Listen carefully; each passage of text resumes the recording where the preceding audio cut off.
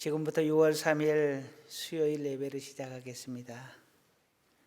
묵도하심으로 예배 시작하겠습니다.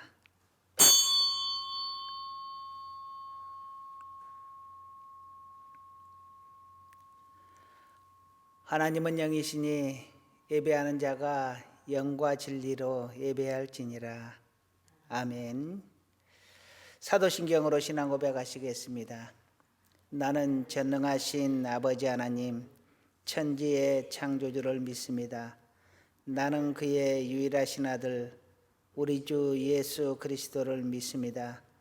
그는 성령으로 잉태되어 동정녀 마리아에게서 나시고 본디오 빌라도에게 고난을 받아 십자가에 못 박혀 죽으시고 장사된 지 사흘 만에 죽은 자 가운데서 다시 살아나셨으며 하늘에 오르시어 전능하신 아버지 하나님 우편에 앉아 계시다가 거기로부터 살아있는 자와 죽은 자를 심판하러 오십니다. 나는 성령을 믿으며 거룩한 공교회와 성도의 교제와 죄를 용서받는 것과 몸의 부활과 영생을 믿습니다. 아멘. 하나님 말씀 먼저 보시겠습니다. 출애굽기 17장 1절에서 7절까지 말씀입니다. 출애굽기 17장 1절에서 7절 말씀, 제가 가진 성경으로는 구약성경 108쪽입니다. 구약성경 108쪽 찾으셨으면 다 같이 한 목소리로 읽겠습니다. 이스라엘 자손의 온 회중이 여호와의 명령대로 신광야에서 떠나 그 노정대로 행하여 르비딤에 장막을 쳤으나 백성이 마실 물이 없는지라. 백성이 모세와 다투어 이르되 우리에게 물을 주어 마시게 하라. 모세가 그들에게 이르되 너희가 어찌하여 나와 다투느냐? 너희가 어찌하여 여호와를 시험하느냐? 거기서 백성이 목이 말라 물을 찾으매 그들이 모세에게 대하여 원망하여 이르되 당신이 어찌하여 우리를 애굽에서 인도해 내어서 우리와 우리 자녀와 우리 가축이 목말라 죽게 하느냐? 모세가 여호와께 부르짖어 이르되 내가 이 백성에게 어떻게 하리이까? 그들이 조금 있으면 내게 돌을 던지겠나이다. 여호와께서 모세에게 이르시되 백성 앞을 지나서 이스라엘 장로들을 데리고 나일강을 치던 네 지팡이를 손에 잡고 가라. 내가 호렙산에 있는 그 반석이 거기서 내 앞에 서리니 너는 그 반석을 치라. 그것에서 물이 나오리니 백성이 마시리라. 모세가 이스라엘 장로들의 목전에서 그대로 행하니라. 그가 그곳 이름을 마사 또는 무리바라 불렀으니 이는 이스라엘 자손이 다투었으며 또는 그들이 여호와를 시험하여 이르기를 여호와께서 우리 중에 계신가 안 계신가 하였음이더라. 아멘. 잠깐 기도하시겠습니다. 사랑과 은혜가 많으신 아버지 하나님, 언제나 우리를 사랑하시고 언제나 하나님은 우리를 인도하시지만 우리는 하나님을 망각하며 잊고 살 때가 너무도 많습니다. 이 어리석음과 부족함을 우리 하나님 앞에 고백하오니 이 시간 우리의 이 나약함을 깨끗하게 하여 주옵소서. 하나님을 향한 갈급함을 우리에게 주시옵시고 하나님과 동행하는 기쁨을 허락하여 주옵소서. 오늘도 하나님의 말씀으로 묵상하고자 합니다. 하나님께서 이 말씀이 생명이 되게 하시고 능력이 되게 하시고 위로가 되게 하시고 우리에게 생명수와 같이 우리를 시원케 하는 하나님의 말씀 되게 하옵소서.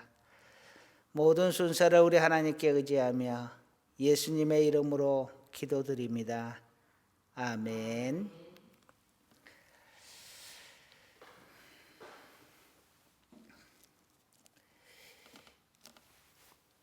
출애굽 후에 성경을 보면 하나님께서 이스라엘 백성이 10번이나 하나님을 원망하였다, 하나님을 불평하였다 라고 이야기를 합니다. 생각해 보면 이스라엘 백성이 애굽의 노예에서 해방이 된 것이 어찌 작은 일이겠어요. 그리고 매일매일을 만나로 이렇게 음식을 주시고 필요할 때마다 모든 것들을 공급해 주시고, 그리고 구름 기둥과 불 기둥으로 인도해 주시고, 항상 함께 하시는 하나님을 체험하던 그들이었는데, 그럼에도 불구하고 이스라엘 백성은 자기들에게 필요한 것이 조금이라도 부족하면 하나님 앞에 원망을 했습니다. 고기를 먹지 못하니 하나님 앞에 원망하고, 애굽의 군사들이 쫓아오니 하나님 앞에 원망하고, 오늘은 물이 없어서 하나님 앞에 원망합니다. 이스라엘 백성이 광야로 접어들었는데 광야에서 물 구하는 게 쉽지가 않잖아요. 그런데 물이 없으면 살 수가 없습니다. 정말 죽을 맛이죠. 당연히 하나님을 향하여 원망이 나올 법도 합니다. 상황을 보면은 아마 하나님 앞에 원망이 나오는 것이 어쩌면 당연한지도 모르겠습니다. 그런데 이스라엘 백성이 하나님 앞에 원망을 하는 것이 단순히 물이 부족해서 원망한다 하는 것보다 하나님께서 이 갈증을 해소해 주실 수 있느냐 없느냐, 하나님의 능력 자체를, 하나님의 함께 하심 자체를 의심하는 것이 큰 문제인 것입니다. 오늘날도 우리는 하나님을 믿는다 하면서도 온전히 하나님을 믿지 못하고 어려운 일을 당하거나 힘든 일을 당하거나 고난의 터널을 지나갈 때는 하나님을 원망하게 됩니다. 사실 그 원망 속에는 하나님이 왜 나와 함께하지 않습니까? 왜 내 사정 몰라줍니까? 왜 나를 이 환난에서 건져주지 않습니까? 하는 불신이 그 속에 들어있습니다. 원망 그 자체보다도 하나님을 믿지 못하는 것이 더 큰 문제인 것이죠. 오늘 말씀을 보면은 17장 1절을 한번 보겠습니다. 이스라엘 자손의 온 회중이 여호와의 명령대로 신광야에서 떠나 그 노정대로 행하여 르비딤의 장막을 쳤으니 백성이 마실 물이 없는지라. 하나님께서 명령하셔서 신광야에서 르비딤으로 옮겼다라는 것입니다. 아마 낮에 옮겼으면 구름 기둥이 앞서서 인도했을 것이고, 밤에 옮겼으면 불 기둥이 앞서서 인도했을 것입니다.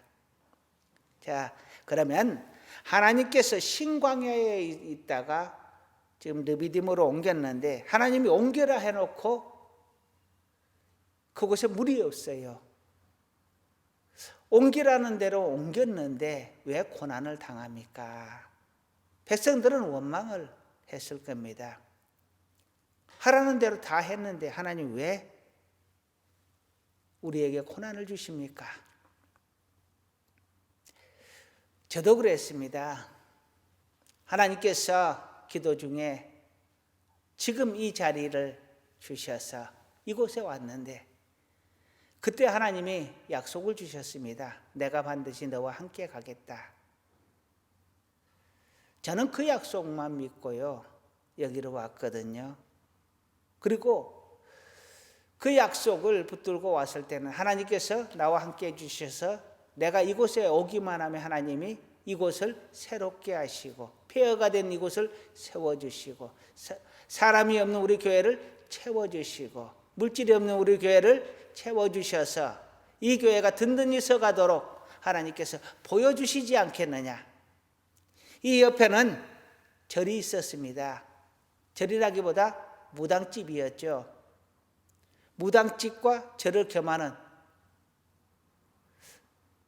그런 곳이 있었는데 교회와 이 두 개의 집이 나란히 있으면서 무당집은 흥왕하고 교회는 계속 어려움을 당하는 겁니다.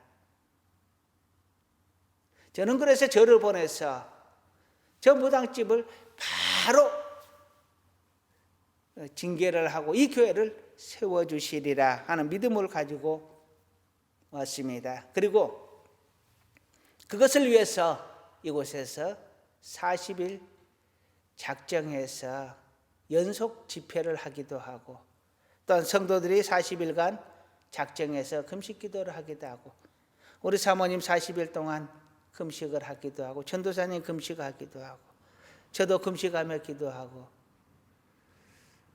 제단에서 밤낮 없이 제단에서 기도하고 봄, 여름, 가을, 겨울 없이 제단에서 자면서 하나님 앞에 기도했습니다. 하나님께서 세워주옵소서. 하나님께서 세워주실 줄로 믿습니다. 그런데 내 생각과는 다르게 금방 하나님께서 회복시켜주지 않았습니다. 여전히 고난은 계속되었고 물질의 어려움, 성도들은 채워지지 않고 교회의 부채를 이자를 갚는 것만 해도 250에서 300만 원 정도의 금액들이 나가고요. 그 고난의 끝이 금방 올 줄 알았더니 여전히 계속되고 있었고 더 옥죄어 왔습니다. 그러자 하나님 앞에 불평을 했죠. 하나님, 이러려면 나를 왜 여기를 가라고 했습니까? 지금 이런 상황입니다. 하나님께서 신광야에 있다가 르비딤으로 가라 해서 갔는데 그곳에 갔더니 먹을 물이 없는 거예요.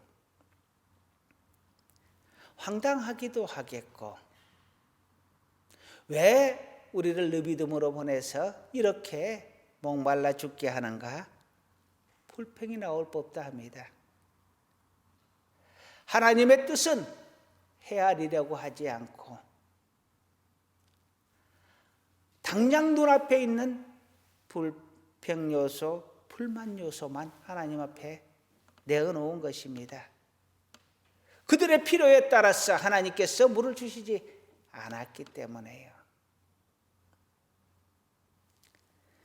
저는 하나님 앞에 사실 이곳에 와서 불평하고 울고 기도하고 금식하고 기도하고 온갖 방법들을 다 동원해서 하나님 앞에 매달려 보았습니다.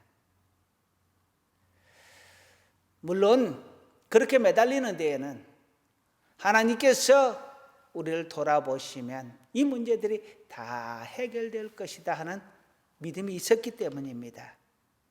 그렇지만 나의 믿음이 연약하였던지 그 와중에도 불평이 나오고 원망이 나오더라는 것입니다.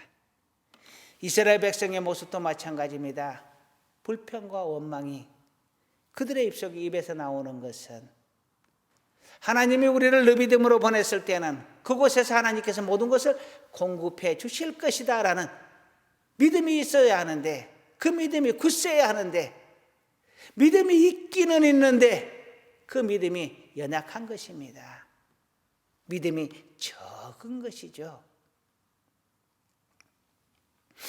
우리는 근본적으로 하나님을 믿는 사람들입니다.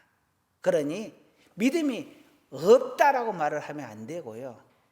우리의 믿음이 없는 것은 믿음이 적다라고 표현을 해야 합니다. 믿음이 아예 없다면 하나님도 인정하지 않겠죠. 교회도 오지 않을 겁니다. 그러나 교회를 오고 하나님을 부르고 하나님 앞에 기도한다 하는 것 자체는 하나님을 믿는다는 것입니다. 다만 그 믿음이 적어서 불평이 나오고 그 믿음이 적어서 불순종이 나오는 것입니다. 이스라엘 백성들은 그렇게 르비딤에서 하나님을 온전히 믿지 못하고 하나님을 원망하게 됩니다. 그럼에도 불구하고 이스라엘 백성이 하나님을 온전히 믿지 못하고 하나님을 원망함에도 불구하고 하나님은 모세에게 명령하여 지팡이를 가지고 바위 위에 올라가 바위를 치라고 합니다. 그러면 생수가 나오리라. 모세는 하나님의 말씀대로 바위를 치고 그곳에서 물이 나와서 그 많은 사람들과 가축들을 먹였습니다. 그저 물이 바위를 쳐서 그냥 바위 밑에 졸졸졸졸 샘이 나오는 것이 아닙니다. 이스라엘 백성이 출애굽을 할 때에 장정만 60만 명이었다라고 했습니다. 그래서 거기서 3을 곱하면 거의 180만 명, 즉 150만에서 200만 명 정도 되는 숫자가 지금 함께하고 있는 것입니다. 그리고 이스라엘 백성은 애굽에서 가축을 치던 자들입니다. 그들이 치던 가축들을 다 데리고 나왔지 않겠어요? 그것이 자산이고 그것으로 하나님 앞에 제물도 드려야 하고 그것으로 자기들이 먹어야 되는 문제도 있으니까요. 그러니 사람과 가축과 그 많은 무리들을 먹이려면 물이 조금씩 나와서는 안 되는 것입니다. 그냥 콸콸콸콸 쏟아져야 되는 그러한 상황이죠. 아마도 그렇게 나왔으리라 생각을 해봅니다. 물론 성경은 기록하고 있지 않지만 그때 그 상황을 보면 그 인원을 보면 당연히 그랬어야 맞지 않겠느냐 하는 것입니다. 그렇게 하나님은 이스라엘 백성이 하나님을 원망함에도 불구하고 바위에서 생수를 내셔서 이스라엘 백성의 갈급함을 해결해 주었습니다. 여전히 하나님의 사랑을 보여주었습니다. 오늘 우리도 마찬가지입니다. 우리는 하나님을 원망하지만 불평하지만 하나님은 여전히 우리를 사랑하시고 축복해 주십니다. 또한 우리를 위하여 하나밖에 없는 아들 예수 그리스도를 우리에게 보내주셔서 우리를 구원의 길로 인도해 주십니다. 바로 그 예수 그리스도가 우리의 생수가 되시고 바로 그 예수 그리스도가 우리의 반석이 되십니다. 예수 그리스도가 매를 맞고 십자가에 달려 죽으심으로 인하여 우리는 구원의 길이 열렸고 축복의 길이 열렸습니다. 그 바위에서 생수가 솟아나오는 것처럼 우리가 예수를 믿음으로 생명으로 들어가게 되었습니다. 이 르비딤의 물 사건은 우리에게 오실 예수를 예표해 주고 있습니다. 하나님은 우리를 시험하십니다. 무엇으로 시험하시느냐? 너희는 예수를 믿어라. 그리하면 구원을 얻으리라. 하나님께서 구원을 주시기 위하여 우리에게 한 법을 주셨는데 그 법이 무엇이냐? 예수를 믿으라는 것이옵니다. 예수를 믿으라는 거예요. 예수를 믿으면 구원해 주겠다. 구원이라는 어마어마한 그 위대한 축복, 그것을 받기 위하여 우리에게 요구하시는 것은 아주 작은 것입니다. 너무나 단순한 겁니다. 예수를 믿으라는 것입니다. 주 예수를 믿으라. 그리하면 너와 내 집이 구원을 얻으리라. 할렐루야. 요한복음 3장 16절은 말합니다. 하나님이 세상을 이처럼 사랑하사 독생자를 주셨으니 이는 그를 믿는 자마다 멸망하지 않고 영생을 얻게 하려 하심이라. 예수를 믿으면 영생을 얻는다. 예수를 믿으면 구원을 얻는다. 하나님의 법은 우리가 보기에 정말 크고 대단히 어려운 것 같으나 그렇지 않습니다. 아주 작은 법을 주시고 큰 축복을 예비하십니다. 예수 안에 머물기만 하면 축복하겠다, 구원하겠다 합니다. 예수를 믿으면 축복하겠다, 구원하겠다라고 합니다. 그런데 왜 우리가 예수를 온전하게 믿지 못하느냐? 우리 속에 믿음이 온전하지 못하기 때문입니다. 의심이 많기 때문입니다. 의심은 하나님께서 주시는 것이 아닙니다. 마귀가 우리에게 심어주는 것이죠. 우리의 욕심이, 우리의 인내하지 못함이 의심으로 발전을 하는 것입니다. 만일 이스라엘 백성이 르비딤에 왔을 때에 하나님께서 모든 것을 다 해결해 주시리라.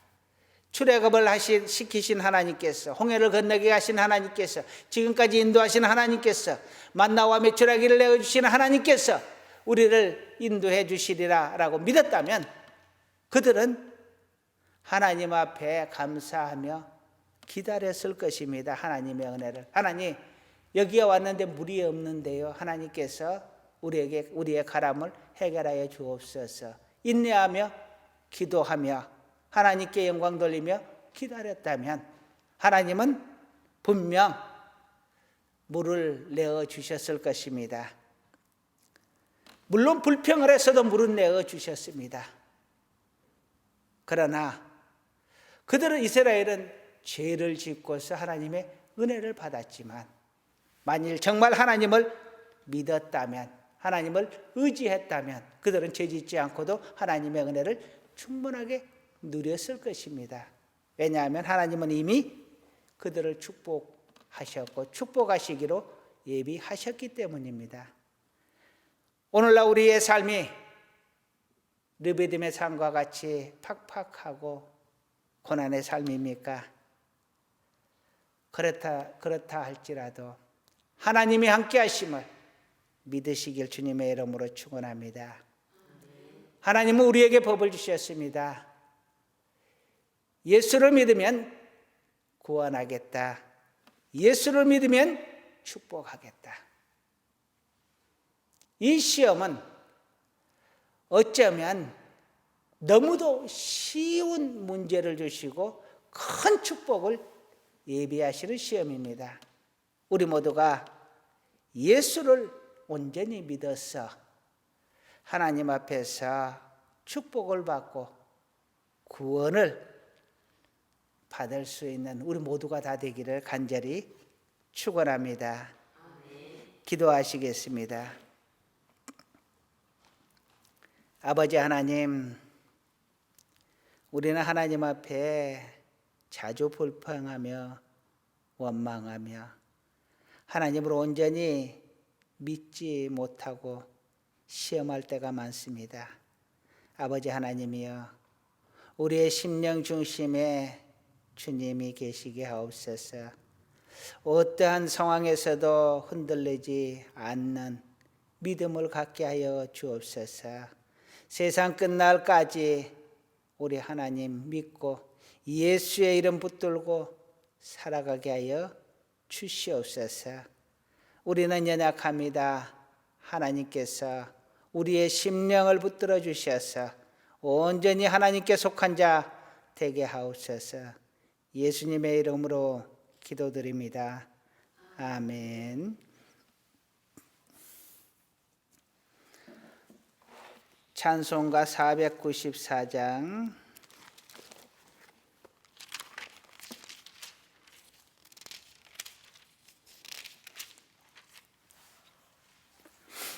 494장 1절과 마지막 절 찬양하시겠습니다. 만세 반성 열리니 내가 들어갑니다. 장애 허리 상하여 물과 피를 흘린 것 내게 험되어서 정결하게 하소서. 살아생전 숨쉬고 죽어 세상 떠나서 거룩하신 주 앞에 끝날 심판 당할 때 만세 반성 열리니 내가 들어갑니다.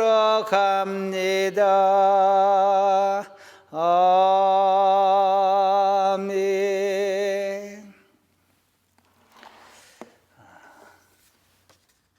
코로나19로 인해서 많은 교회들이 출석률이 저조하다고 합니다. 우리 교회도 출석이 다소 저조하기는 합니다. 그렇더라도 하나님 앞에 예배드리는 것을 멈추지 않고 함께 해주셔서 감사합니다. 주일 예배 1부, 2부로 나눠서 드리니까 아무 때라도 시간 되는 대로 맞춰서 오셔서 예배 드려주시기 바라고, 수요일 날은 영상 예배로 드립니다. 다른 예배와 모임은 당분간 보류하겠습니다. 항상 우리 하나님과 동행하고 코로나19 속에서도 건강한 몸, 건강한 마음, 건강한 삶 유지하시기를 간절히 소원합니다. 축복 기도하고 예배 순서를 마치겠습니다.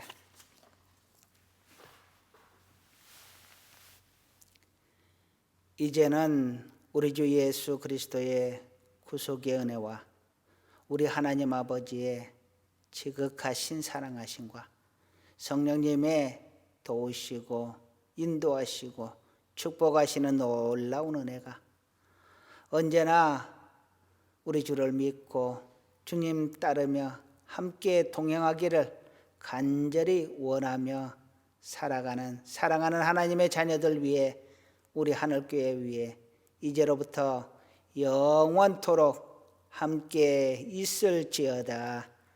아멘.